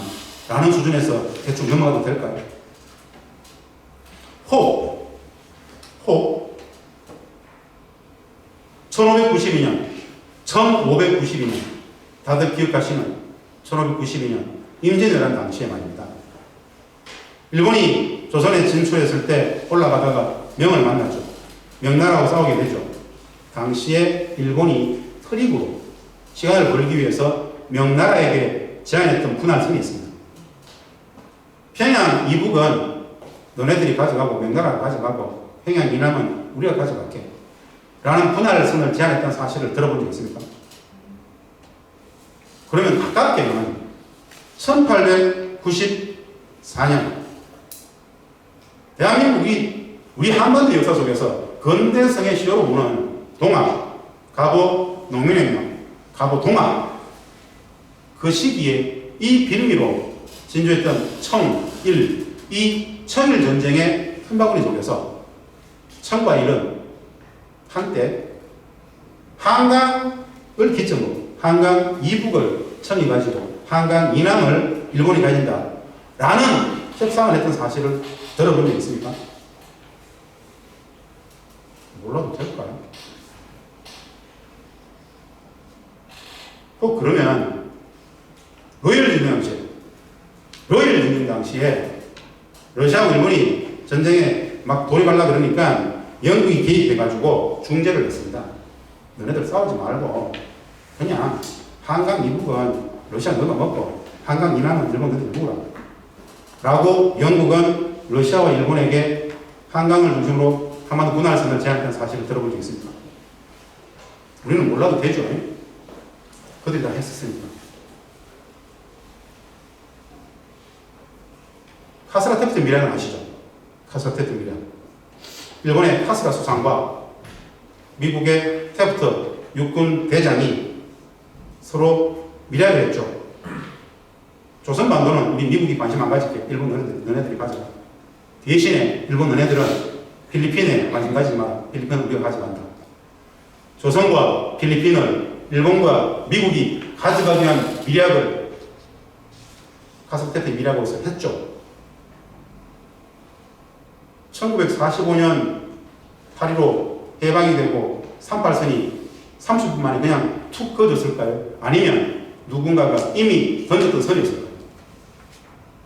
이 영역을 우리가 모르고 이 공동체의 현재, 근간, 뿌리, 이 역사를 우리가 모르고 뭘 이야기할 수 있을까요? 한미 관계를, 한일 관계를 이야기할 수 있을까요? 그들은 단 한 번도 이거에 대해서 우리한테 excuse 내지는 apologize 한 적이 없어요. 분단체제는 왜 이런 많은 것들을 왜곡, 은폐 다 가뒀을까요? 매우 단순합니다. 일본이 해방에서 45년 8년 나가긴 했지만 한반도 분할 전략을 짜놓고 소련을, 미국을 그 엄청난 기획을 하고 나가는 과정 속에 이 현장에서 그 분단을 직접 만들었던 분단의 주체는 누굽니까? 35년 식민 지배 시기에 그 일제의 주구 노릇했던 정치학적 용어로 그것을 민족의 반역자라고 합니다. 민족의 반역자. 친일파가 아닙니다. 일제의 사냥개, 일제의 주구, 민족의 반역자들. 그들이 결국 분단 체제를 수립하는 최천병이 되죠. 70년 전의 이야기인데요. 현재 진행형의 이야기입니다. 역사가 아닌 우리 아버지 때 이야기, 우리들 아버지 때 이야기. 그건 역사가 아니잖아요. 토외라는 말들 최근에 많이들 씁니다. 토외라는 말, 토착 외구, 토외라는 말은 말입니다. 45년 해방이 되었을 때 35년 식민지배 시기에 일제히 죽은 것을 하면서 우리의 독립운동 세력들을 탄압했던 그들이 해방된 땅에서 다시 막 돌아다니면서 권력을 막 휘두르는 걸 보고 우리의 독립운동가들이 썼던 말이 바로 토외입니다. 우리는 이 단순한 역사적 맥락에 있는 현실을 직시할 수 있는 이 단어 하나하나에 대해서 아무 문제의식이 없이 그냥 쓰죠. 근데 이게 한번 생각해 보시죠. 우리 국민들은 그렇다 치죠. 학자들은 뭐합니까? 학자들은 뭐 했을까요?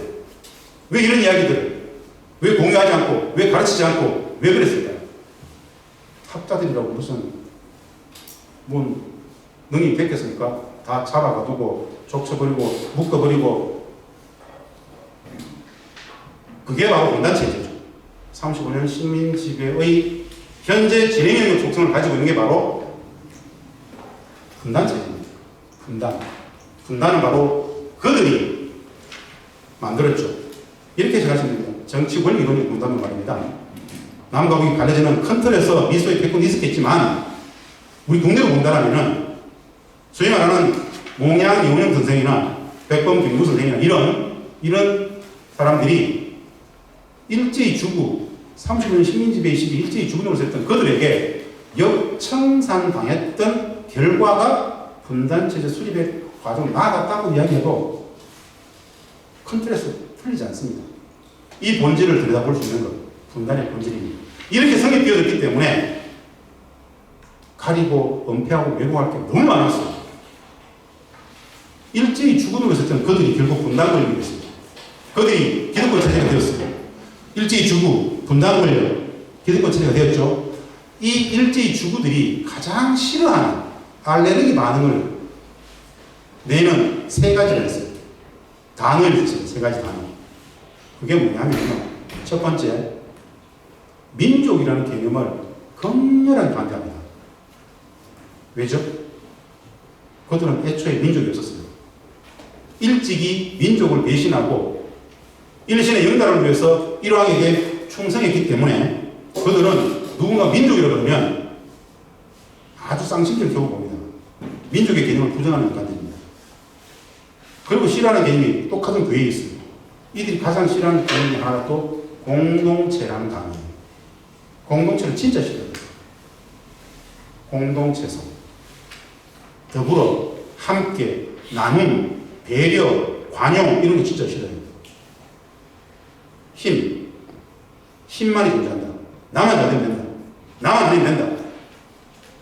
극단적 개인주의, 그들의 가치 문화의 물적 토대예요.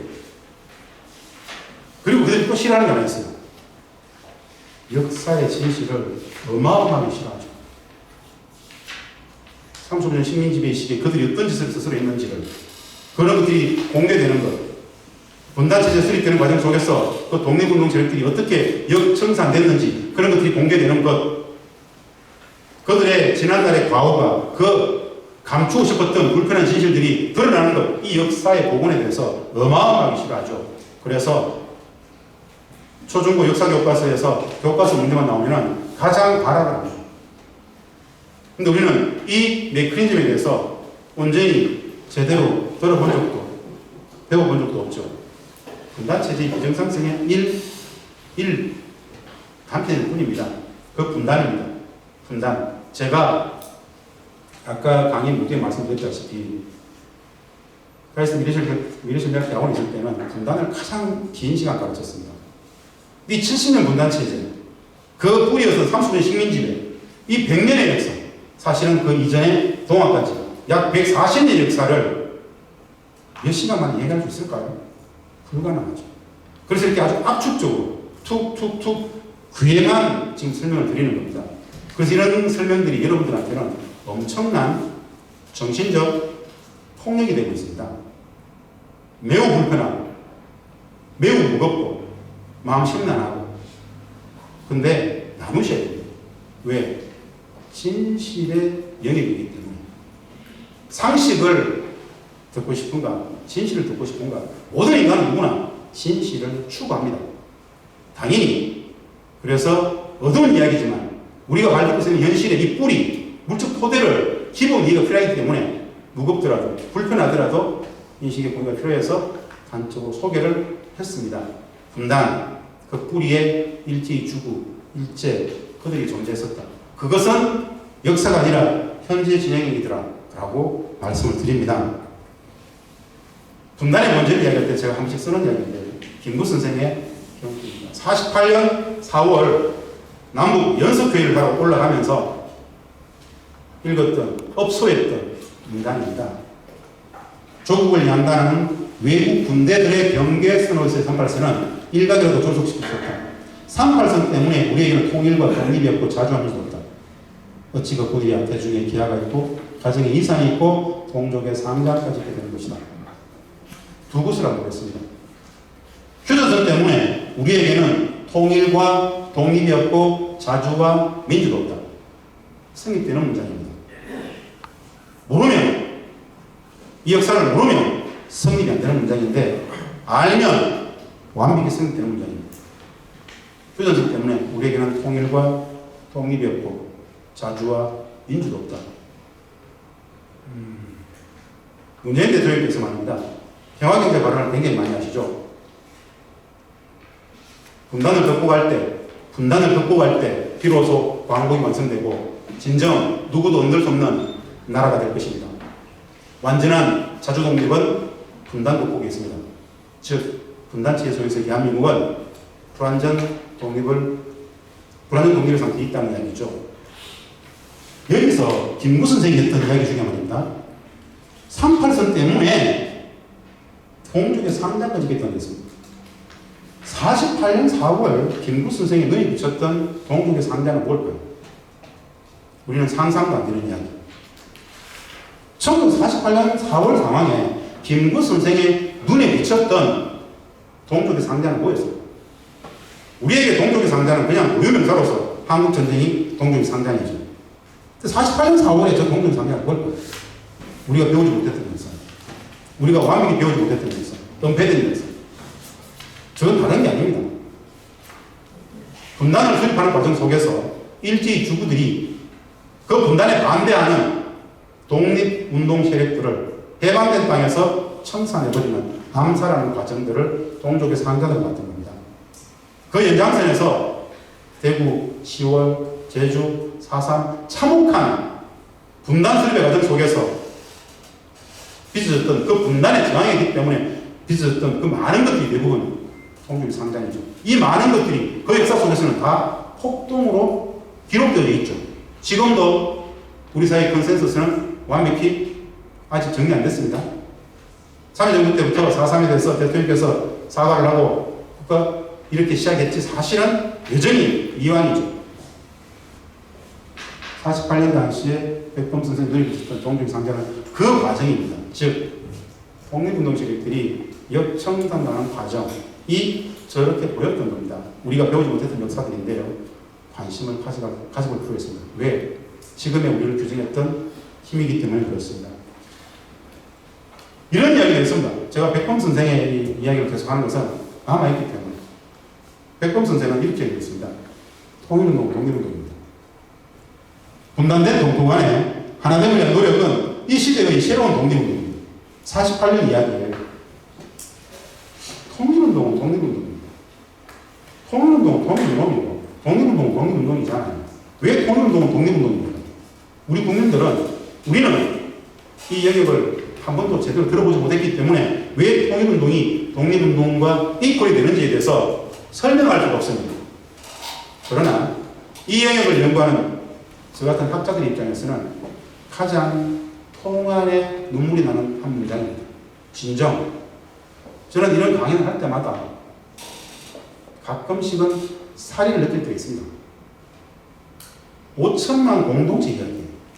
개인이 아니라 한국전쟁부터 수많은 역사 속에서 수많은 비극들이 그 뿌리에 분단이 있는 것이 아니라 30년 식민지배의 그 권력들이 분단을 획책하고 지금도 그렇게 일반화시키고 있다는 것입니다. 중요한 건 대부분 국민들은 이 영역을 듣지도 배우지도 못했다는 거죠. 적폐를 이야기하죠. 그 모든 적폐의 근본 공통점이 뭔지 아세요? 모든 적폐의 근본 공통점? 국민 대중을 기만한다는 겁니다. 거짓으로 국민 대중을 기만한다는 본질적 속성이 있어요. 그 적폐의 근본 적폐가 뭐냐? 바로 분단 적폐입니다. 분단 체제가 만들어낸 적폐. 수많은 거짓, 왜곡, 오도, 불합리, 몰가치, 비합리, 비정상의 물적 토대와 환경이 바로 분단 체제라는 거예요.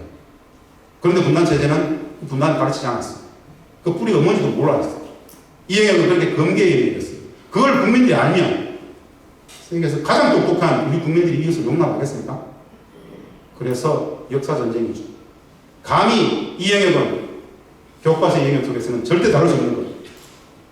더 많은 시간이 필요하겠죠.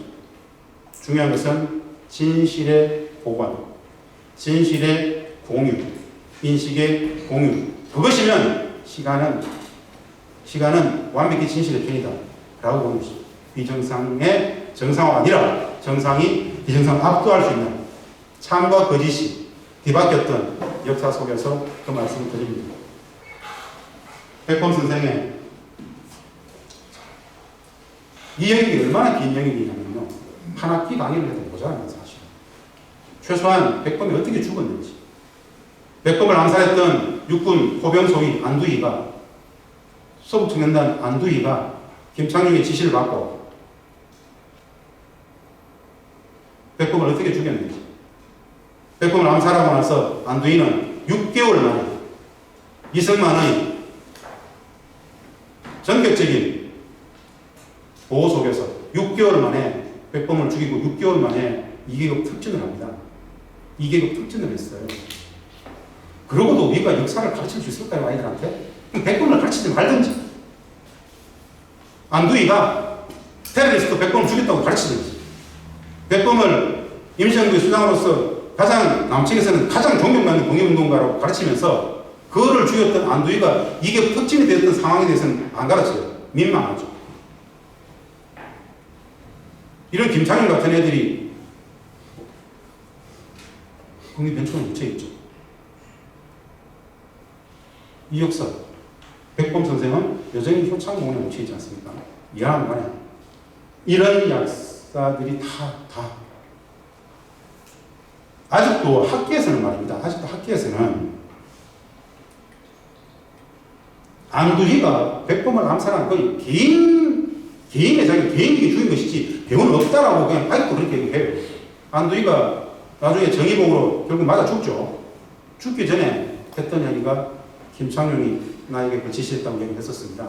그건 학계에서 여전히 그건 인정하지 않아요. 왜 그렇죠? 인정하기 싫거든요.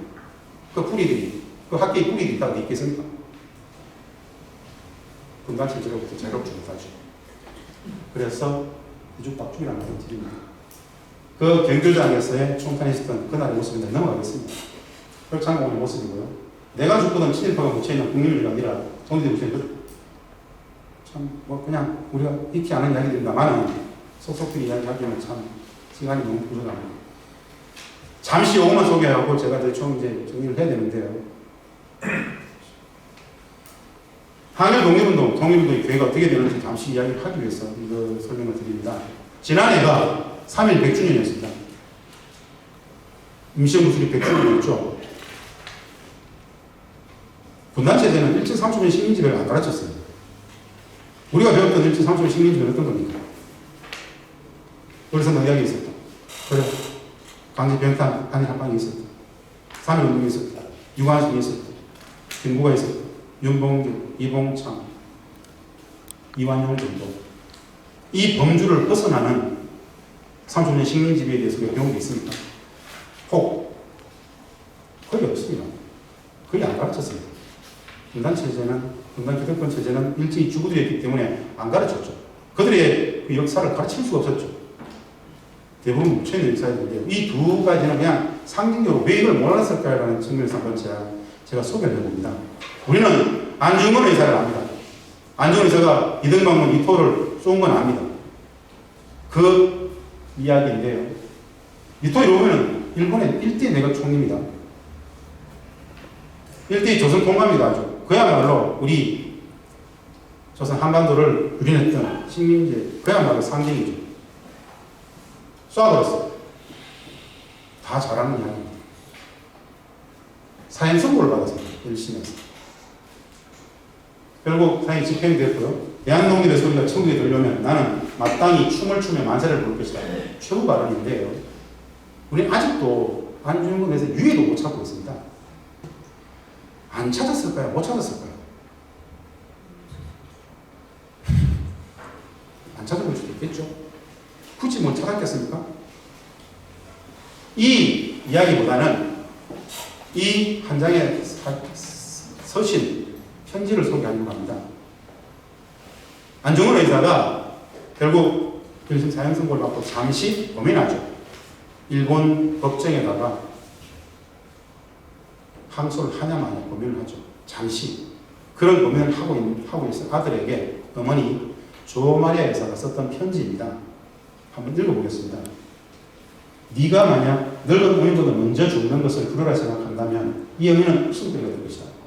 너의 죽음은 너의 한 사람의 것이 아니라 조선인 전체의 공분을 짊어지게 된 것이다. 네가 항소를 한다면 그것은 일제의 목숨을 구걸하는 짓이다. 네가 나라를 위해 이 일은 즉 땀만 먹지하고 죽어라. 어머니 아들에게 쓰는 편지 모성. 아들을 위해서 대신 죽어줄 수 있는 사람이 가장 숭고한 사람이 모성이라고 그러잖아요. 이 어머니는 아들아 죽어라 라고 하고 있어요. 제가 비통한 것은 말입니다. 왜 우리는 이런 역사를 못 배웠을까요? 진짜 안타까운 거. 일본은 이 집안을 어떻게 다뤘을 것 같습니다. 모르면 마음 편안합니다만 견딜 수가 없습니다. 알아야 되는 얘기인 거예요. 우리는 모르죠. 가르치지 않았고 누구도 이야기하지 않았죠. 문제의식을 던져봅니다. 문제의식을. 마지막 유목입니다. 사형 다음에 천장 썼다는 건데요. 제1강산. 한번 그냥 안중근 의사 일택에 한번 책이라도 한번 보시길 진심으로, 안중근의 얘기가 아니라 일제를 얘기하는 것이기 때문에 보시길 바랍니다. 다음은 윤봉길 의사의 이야기입니다. 명은 선생 많이 다뤘죠. 선을 넘는 녀석들부터 많이 다뤘습니다.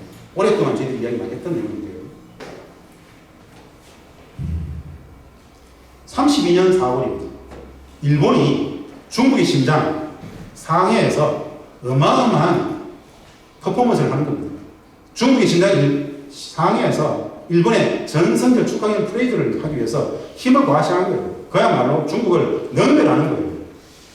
그곳에서 중국인 청년도 아니고 조선인 청년이 그야말로 폭탄한 말로 아수라를 만들어버렸죠.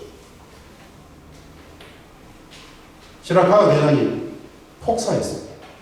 일본에서 시라카 대장은 전쟁 영웅입니다. 그를 죽여버렸어요. 그 현장에서 적사시켰죠. 장개석 이렇게 했어요. 중국에 100만 대군 가지 못한 조선의 청년이 아닙니다. 3천만 조선민족의 사학에 중국이 그렇게 한다. 동아시아 역사를 바꿨다고 합니다. 중국 역사를 바꿨죠, 사실은. 이 사건을 계기로 중국은 대일항전에 어마어마하게 도움됩니다. 조선의 청년이 상해까지 와가지고 이렇게 했는데 우리는 뭐냐는 거죠. 어마어마한 내국주의를 보양하면서 치고 나갑니다.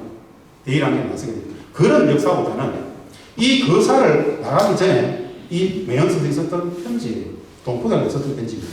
거사에 나가기 전에 썼던 편지입니다. 고향에 계신 부모님이 동포요. 더 살고 싶은 것이 인정입니다. 맞죠. 그런데 그러나 죽음을 택해야 오직 가만히 가장 좋은 길을 쫓아겠습니다. 100년 살기보다 조국의 영광을 지키는 이 길을 택했습니다. 안녕히 계십시오. 근데 다시 편지를 쓰게 됩니다. 그 편지를 쓰는 것은 아이에게 이런 편지를 남기셨어요. 강모에 쌓인 두 병정 모순과 담에게 너희도 만일 피가 있고 뼈가 있다면 반드시 조선을 위해서 용감한 투사가 되어라. 태극의 이빨 높이 날리고 나의 빈곤을 찾아와 한 잔 술을 부으므로 그리고 너희들은 아비 없음을 슬퍼하지 말아라. 24살 때예요. 만 24살 때. 여기서 진짜 중요한 게 여쭤보겠습니다. 당시 이 편지를 썼을 때 모순과 담은 1살, 2살 되기 진짜 어렸습니다. 강고에 서 있었습니다. 일본은 이 아이를 어떻게 했을까요? 일본은 이 아이를 어떻게 했을까요? 우리는 배운 바가 없습니다. 전혀. 결국 하나이는 죽음인지 당했고요. 하나이는 어떻게 됐을 것 같습니다.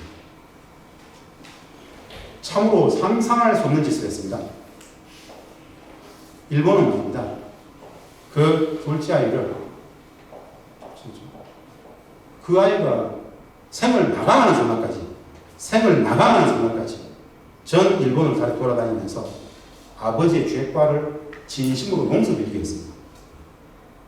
철저한 친일파로 만들어버립니다. 인식체계를. 아버지를 부정하게끔 합니다. 일제는 그렇게 했단 말이죠. 어마어마한 말이죠. 아버지를 부정하겠습니다. 그래서 백범은 이 아이를 죽이려고 했습니다. 테레스를 보내가지고 아버지를 부정한 아이를 죽이려고 다니면서 아버지가 잘못했습니다. 제가 용서를 빕니다. 이러고 다닙니다. 인식체계가 완벽히 우리 나이기 때문에 자기 신들을 설득합니다. 이 집안이 그렇습니다. 이 집안에 윤봉길에게 조카 되는 사람이 지금 비례대표하고 있죠. 성립이 안 되죠. 이해가 필요한 부분입니다. 근데 우리는 이 역사를 몰라. 일본이 어떤 짓을 했는지. 남의 이야기가 아니라 내 공동체, 이 땅, 우리에 대한 이야기입니다. 몰라도 되는 것이 아니라 모르면 어떻게 되는지 아십니까? 결국 악이 됩니다. 소크라테스가 그렇게 얘기했죠. 유일한 선은 아니요. 유일한 악은 무지다. 무지가 악이 된다는 겁니다. 그런데 분단체제는 우리들에게 안 가르쳤어요. 우리 의견은 무관하게 나는 몰랐을 뿐인데, 우리 의견은 무관하게 나는 몰랐을 뿐인데, 우리 의견은 무관하게 우리는 이미 악의 길이 들어간 거예요. 그 무지가. 분단의 역사, 남북관계 일제의 시기를 모르기 때문에, 외국계 알고 있었기 때문에, 싱가포르는 내가 악의 길이 있더라. 참을 수 없는 이야기죠. 그래서 이 영역의 공부는 말입니다. 교육은 중요한 교육이 아닙니다. 기본 교육이고 근본 교육입니다. 분단체제는 그것을 용납하지 않았다는 그 비정상성을 상징적으로 소개를 해드렸습니다. 이 이야기들은 제가 그냥 넘어가겠습니다. 시간이 없기 때문에 많은 이야기들이 있을 수 있는데요. 최소한 진짜 최소한 30년 식민지배 시기에 독립운동을 완벽히 말살했던 사회안전법, 그 사회안전법이 분단체제가 되면서 통일운동을 완벽히 말살하는 국가방법으로 바뀌었죠. 우리가 윤동주의 서신은 알지만 그 윤동주가 결국 사회안전법을 웃겨가지고 일본이 7.3일 부대에 끌려가가지고 생체실험 예상으로서 그렇게 죽임을 당했다는 사실들을 국민들이 알까요?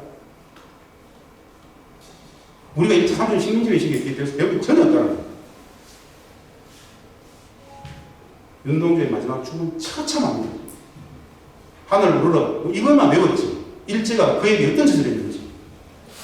3.1운동의 핵심에 있는 유관순 누나, 유관순 열사가 마지막에 일본으로부터 어떤 죽임을 당하는지 그 묘사되는 설명만으로도 트라우마가 생깁니다.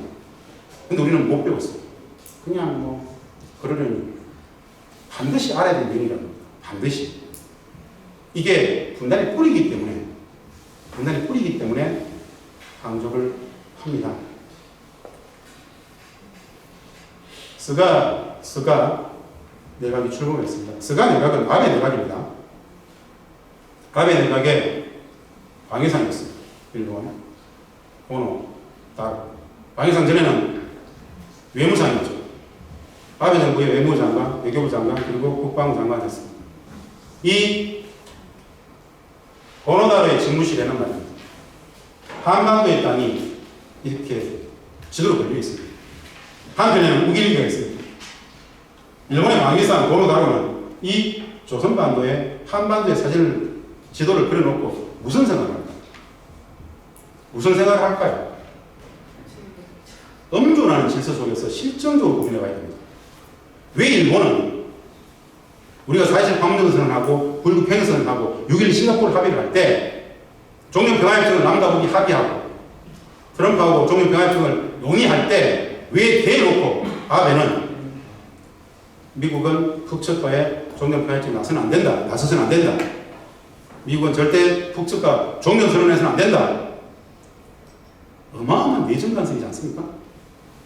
그 아베의 그런 망발에 대해서 대한민국 정치인 누구라도 단 한 명이라도 지적한 사람이 있었습니까? 외교부, 청와대, 한미일 삼각 군사동맹이기 때문에 말하면 안 되는 겁니까? 분통 터질 이야기죠. 분통 터질 이야기. 삼촌 식민지보다 모자라서 분단체제를 수립했던 그 주체들이, 원흉들이 분단체제를 유지하기 위해서 종전평화협정을 안 된다는 이야기죠. 일본의 대외 전략의 영순위에 뭐가 있느냐? 한반도 분단체제 유지는 기본 환경입니다. 기본 조건입니다. 그 일본의 한반도 전략을 안다라면 우리가 진짜 정신 차리고 진짜 잘해야 되겠죠. 분단국 평화의 문제는 우린 잘 압니다. 미, 일, 중, 러 주변 사국은 한반도의 통일을 원하지 않는다. 다 아는 이야기예요. 그런데 말입니다. 그들은 단순히 팔짱을 끼고 한반도의 통일을 원하지 않을까요? 아니면 깊숙이 개입해서 반대하고 방해하고 그럴까요? 후자입니다. 국제정치라는 것은 유일한 가치가 자국의 국익입니다. 국제정치의 절대선은 자국의 국익이에요. 국제정치에는 진리니, 정의니, 평화니 이런 가치는 존재하지 않아요. 오로지 자국의 국익만이 절대선입니다. 내셔널 인터리스트, 국익. 그 자국의 국익을 위해서라면 전쟁도 합니다. 그 국익을 위해서라면 식민지도 삼습니다. 왜? 윤리와 도덕은 존재하지 않는 겁니다. 국제정치에는. 그런 국제정치의 엄혹한 질서를 알면서 분단체제를 유인했던 그들이 은존하는데 남과 북의 평화의 문제를 가지고 한미동맹을, 한일관계를 때에 따라서는 국익을 위해서, 국민 행복을 위해서 때에 따라서는 좋아요. 사대는 할 수 있어요. 때에 따라서는 잠시 할 수 있겠죠. 그런데 사대 주의는 하면 안 되잖아요. 그런데 70년 분단체제는 이미 그것이 대미 의존성이든 한미동맹이든 여하간 간에 의존적 패러다임, 사대주의에 완벽히 젖어 있게 된 상황으로서 우리의 모습들을 비춰줍니다. 총체적 무지, 인식의 오류 한계들이 작동되리라고 봅니다. 그 비정상성의 물적 거대 환경이 바로 분단체제더라라는 말씀을 드립니다. 이 분단의 질서들을 극복하는 단순한 방법이 있습니다. 단순한 방법. 다른 게 아닙니다. 남과 북이 만나면 됩니다. 남과 북이 만나면 됩니다. 분단체제는 그것을 구조적으로 방해하죠. 못 만나게 하죠. 분단체제를 유지하고 있던 그들은 잘 되고 있었던 대성당도 닫아버리고 다 했죠. 남과 북이 만나기 시작하면 여하간 간에 대부분 다 풀립니다. 그런데 오히려 분단체제는 더 질곡으로 가져가기 위해서 있었던 남북관계조차도 차단하고 단절시키고 왜곡하고 보도하면서 근본적으로 악순환에 빠지게끔 하죠.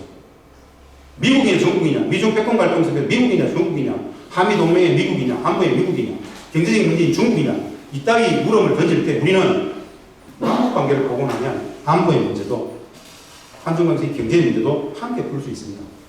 남북이 분단체제의 프레임에 갇혀있기 때문에 미국이냐 중국이냐라는 이 말도 안 되는 프레임을 영리 강요받는데 미중 패권 경쟁 정서 왜 우리가 거기에서 하나를 선택해야 됩니까?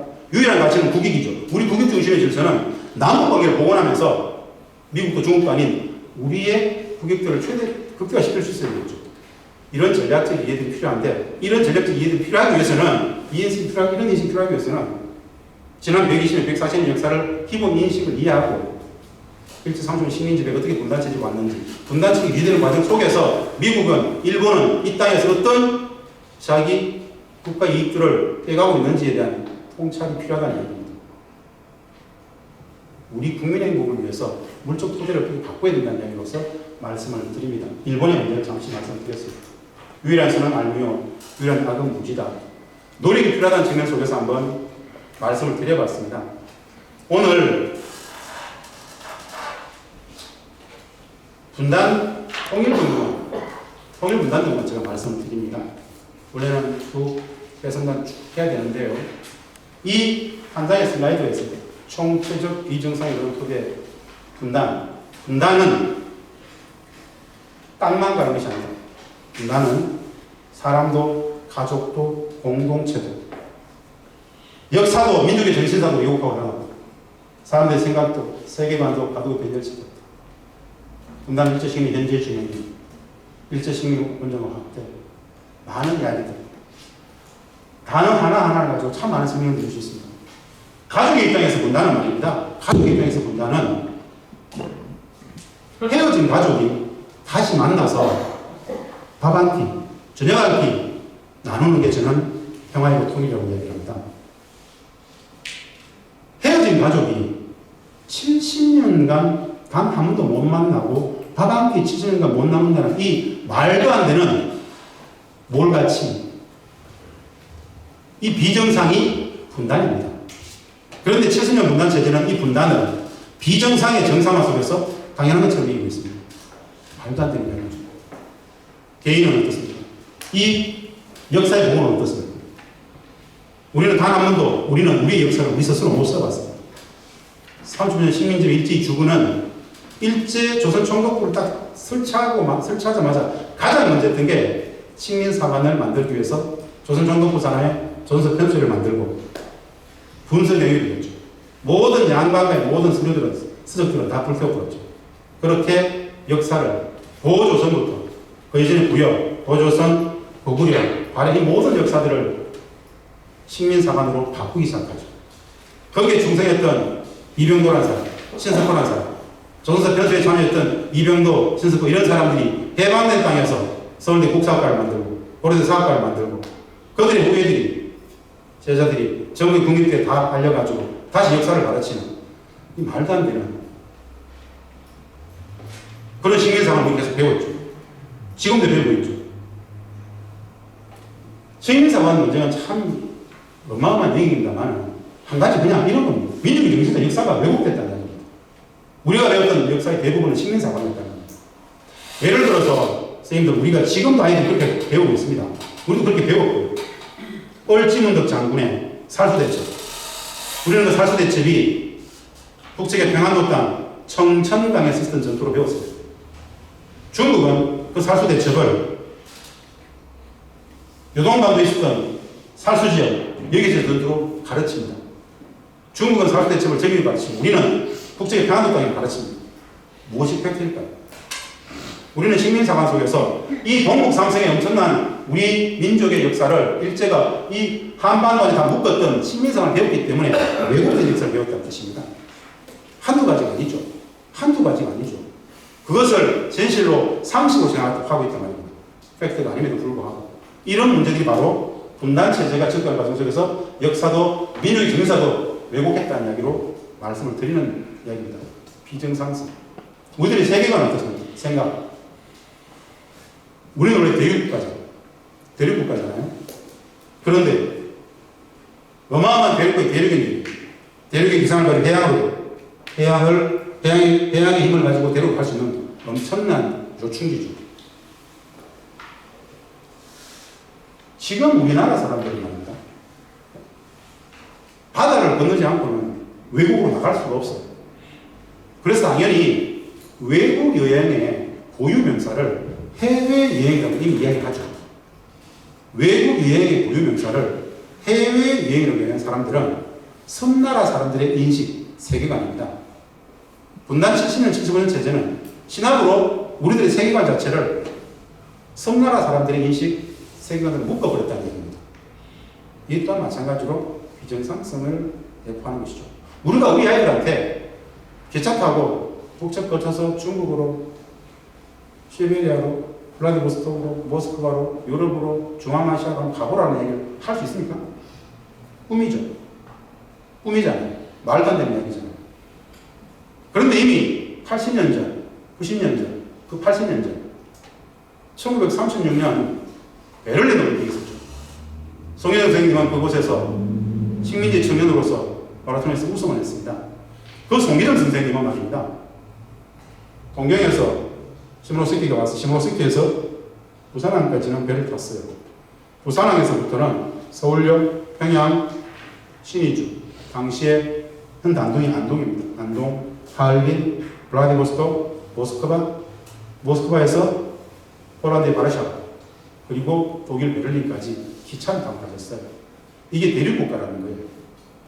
분단체제가 참으로 많은 비정상분들을 내포했는데, 발행시켰는데, 땅만 가는 것이 아니라 총체적 비정상을 이야기합니다. 총체적 비정상. 일제 식민을 온전합니다. 수준의 차이 있겠지만 많이 이완됐습니다만은 온전하죠. 3회 정부 당시에 제가 마지막 2년을 인사 비서관을 했었습니다. 대북정책 남북관계만 하던 저에게 통일부, 외교부, 국방부, 국정원, 방위사업청, 민주평통 6개 안보부처 인사를 대통령께서 맡기셨었어요. 정책으로 안 되니까 사람으로 해야 되기 때문에 시간도 없었고. 그 당시에 군 인사가 지금도 생각납니다. 군 인사. 대한민국 445명의 그 인사. 여기서 한 가지 말씀드리고 싶습니다. 얼마 전에 대전 국립연충원에 묻혔던 아주 백수를 위했던 한 분이 계셨죠.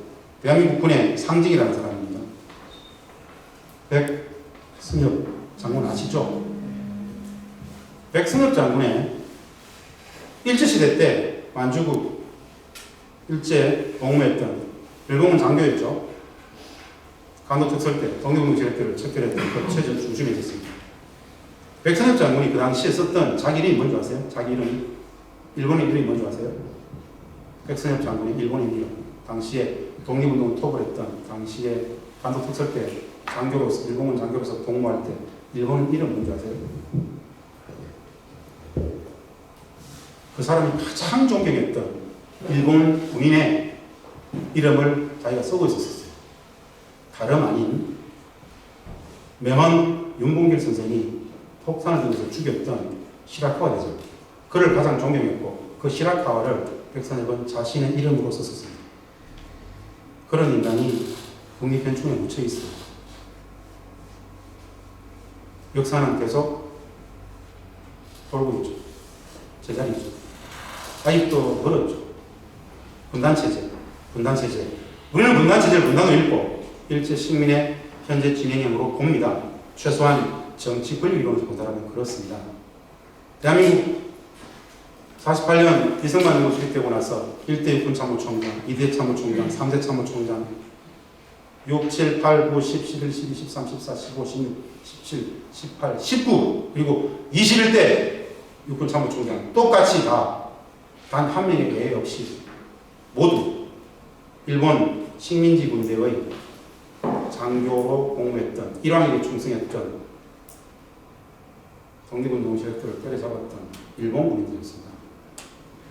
21대 참모총장까지 그 역사를 우리는 지금도 살아갑니다. 이게 바로 분단체제라는 겁니다. 어마어마한 비정상의 물적 토대가 분단체제인데 이것을 하나 풀어가는 과정은 실질적으로 남과 북이 평화를 하는 과정 속에서 최소한 정신사만은 온전히 제대로 세워야 되지 않겠느냐. 최소한 우리가 우리 아이들에게 이 역사를 온전히 제대로 가르칠 수 있을 때 이 공동체의 기본 미래가 담보될 수 있다는 것. 최소한 진, 선, 미의 가치 규범이 진, 선, 미로 상식으로 담보될 수 있는 그런 조건들, 공동체를 꿈꾸기 때문에 이 이야기들은 공유해야 되겠다 싶어서 평화, 너무 쉬운 통일이라는 주제로 오늘 이야기를 마치고자 합니다. 이후에 꼭 이 강의, 전체 강의가 끝나게 되면 제가 주 전공하고 있는 개성공단과 평화경제, 남북경제, 우리가 몰라도 너무 몰랐던 남북경제가 무엇을 의미했는지, 개성공단에서 어떤 기적들이 있었는지, 어떻게 화해하고 어떻게 협력하고 어떻게 돈을 벌었는지 우리가 몰랐던 그 이야기들을 따로 별도의 특강을 통해서 나눌 수 있는 그런 계기가 있으면 좋겠습니다. 왜냐하면 분량이 너무 많았기 때문에 앞부분만 나누다 보니까 진짜 드리고 싶었던 그 말씀을 못 드렸기 때문에 부족해서 이렇게 강의를 마칩니다. 고맙습니다. 감사합니다.